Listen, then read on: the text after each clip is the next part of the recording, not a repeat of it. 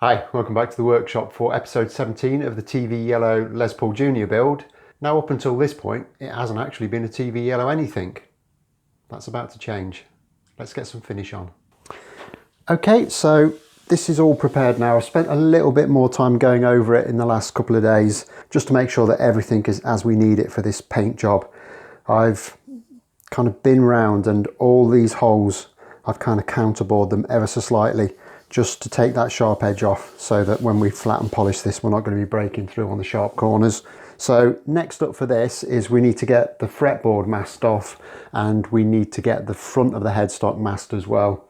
And then we're ready for paint. However, this is TV Yellow. There's a number of ways of doing it. In the old days, I believe they used to spray a white coat down, put the grain filler in, and then put some amber lacquer over the top of that to give the yellow colour. I'm not going to do it that way, mainly because I've not done one before and I think that can be quite a tricky process to do. So instead I've gone for some TV Yellow coloured paint. So normally that would mean I'd be getting the spray gun out, getting it cleaned and ready to go. However, I wasn't able to find any TV Yellow paint for a spray gun. So just to mix things up a bit, and because we haven't done it on this channel before, we're actually going to be doing this with a rattle can. Now, many of you might be recoiling in terror at the prospect of that, but I think it's perfectly doable. And these cans as well, they also come with a fan nozzle on them. So it does give a fairly good approximation of a spray gun finish. It's not as good, I won't pretend it is. However, I'm pretty sure we can get a good finish on. The one downside to these is the paint in these is really, really thin. So you have to be very, very careful of runs, a lot more careful than you would otherwise have to be. Now I have been testing this out and I've kind of done a little bit of a sample board, and I don't know if you can see there, it goes from one coat at the bottom, which clearly isn't enough, to 4 coats at the top, which is, it's kind of the colour I want. However, I'm a little bit wary that that much paint is going to fill up all the grain in the wood and I'm not going to be able to get my grain filler to go into it. So I'm going to go for kind of halfway between 2 and 3 coats, so 2.5 coats if you will. And I'm hoping that will give me enough open grain to get the filler in, but also give me the colour. If having done that it still appears to be a little bit too light, I can then mix up some ambered clear coat, get that in the spray gun and just give it a coat just to darken it off a little bit. I have got that ability to control it, thankfully. If not, I've got a rattle can of clear coat as well and we'll just give it the clear coats and get it done. So realistically now we just need to do some masking and get the spray booth up and running.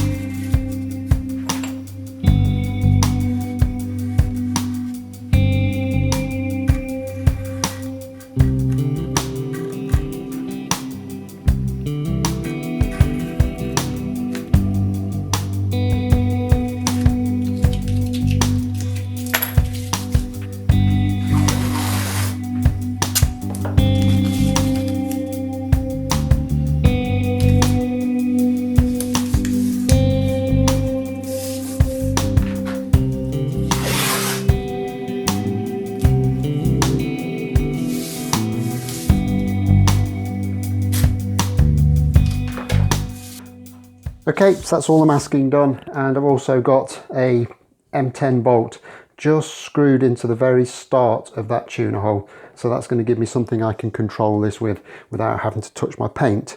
So next up we'll get this hung up in the booth, and then we need to get the paint properly mixed, which is probably about 3 to 5 minutes of shaking the can, which is very, very boring, very noisy and very irritating, but it's really, really important that you do it.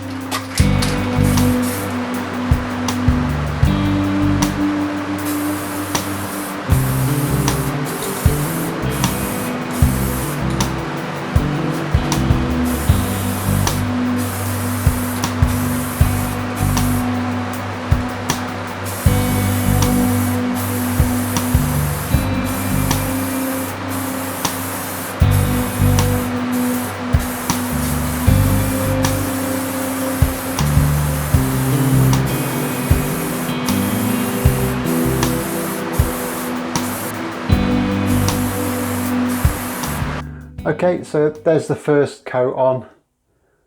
It's covered quite well. It's a little bit patchy in places, so we do need to give it another one. The back actually looks quite nice, quite happy with that. And the neck looks okay too. But I'm going to leave that to dry, probably give it 20 or 30 minutes, and then we'll come back and give it its second coat. I don't think it's going to really need much more than the second coat, to be honest. Genuinely happy with that. I think it's a nice colour.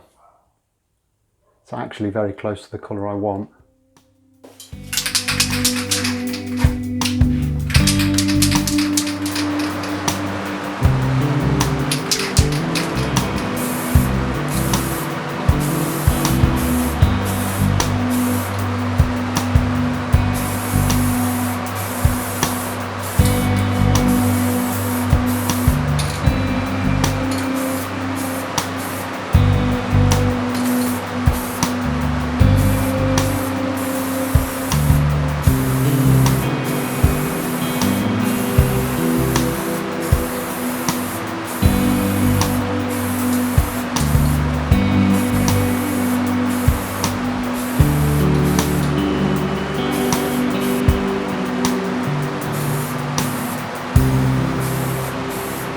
Okay, so it's the next day. I've left this overnight to kind of dry up a little bit, and it is nice and dry.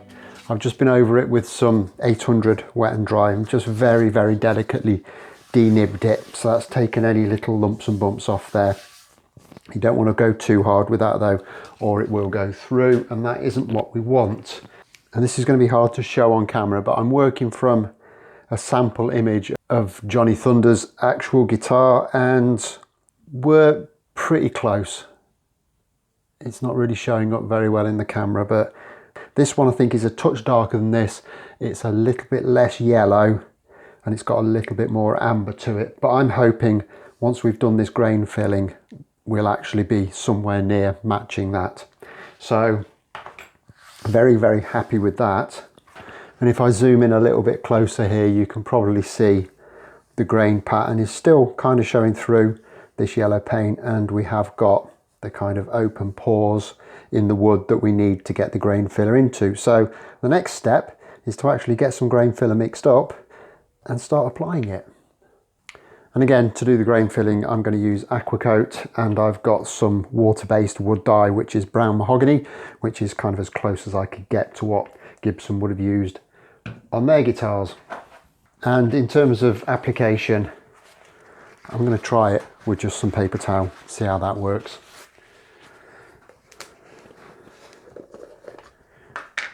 And it really is as simple as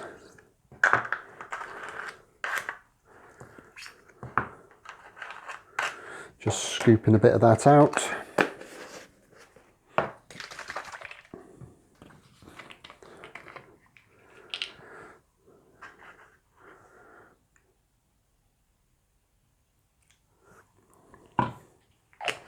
Splish a bit of that in.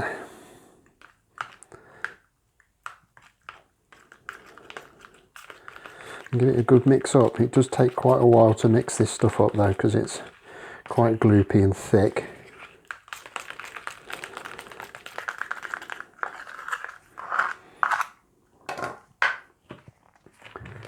Just a couple more drops of that.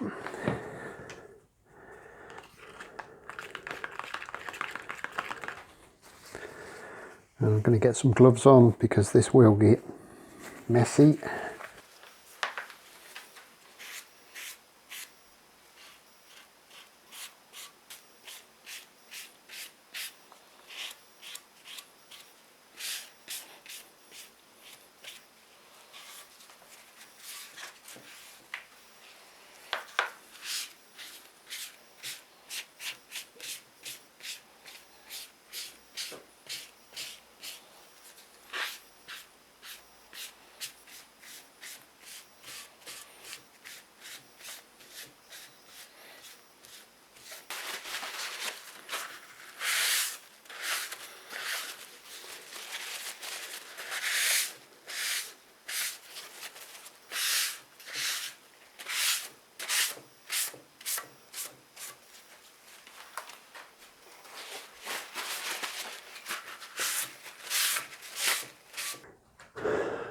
I'm actually really pleased with the way that's gone.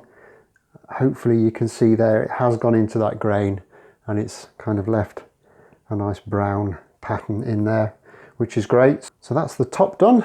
So I'll get it turned over. We can do the back of the body, we can do the back of the neck, and also around the sides of the body.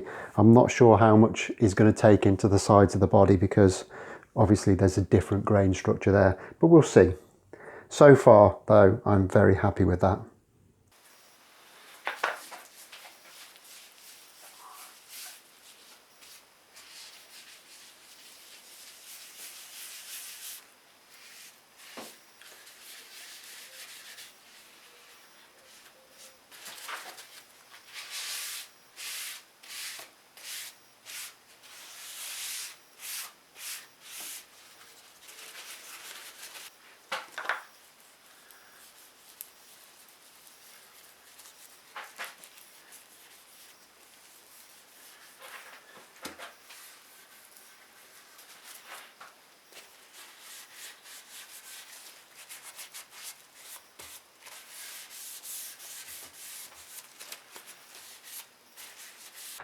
Okay, and there's the back done as well. You can see the grain filled very nicely there. This is looking very, very pale in the image that I'm seeing. It's a lot darker than it appears in reality. Adding that grain filler has kind of subdued the colour a little bit as well, which I'm happy about. And I actually think it looks exactly how I wanted it to. And there I've adjusted the lighting a little bit, and this is a little bit more representative of the actual colour. And you can probably see that the grain is popping quite nicely in that as well. So I'm going to leave this probably 24 hours now, just for everything to dry up. It will probably need another denibbing then, and then we can look to getting some clear coats on. I think looking at it, I'm going to be fine with just bog standard clear, which is great because it means I don't have to get the spray gun out at this stage. I can just use the cans that I intended to in the first place. Okay, so day 3 of getting this finish sorted out. I've given it another very, very light rub with some 800 wet and dry, and that was just to get any little nibs that had formed from that grain filler off, and it's all very nice and smooth now. I've unmasked the fretboard and I've just very gently rubbed down that line between the fretboard and the back of the neck, so there's no kind of perceivable transition between the paint and the fretboard. And then I've just remasked the top of the fretboard so we don't get lacquer all over it. So there's really nothing more to do now but to get this hung up again, spend ages shaking up another rattle can of clear lacquer this time, and start laying some clear coats down.